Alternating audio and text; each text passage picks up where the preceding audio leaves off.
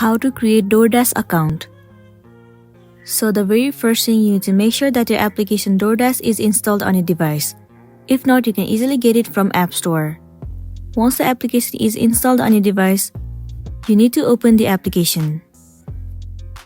It will land you on this interface. Over here you can see it says sign up or login, no password required, which means that you don't have to enter the password while you are logged into your account. You have 4 different options. You can create your DoorDash account from your email address, from your Google account, Facebook, and your Apple ID. You can create from any of the account which is suitable for you. Let me create my account from my Google account. So tap on Continue with Google. Click on Continue. You have to select the specific Google account in which you want to create your DoorDash account. Once it is done, it will land you on this interface.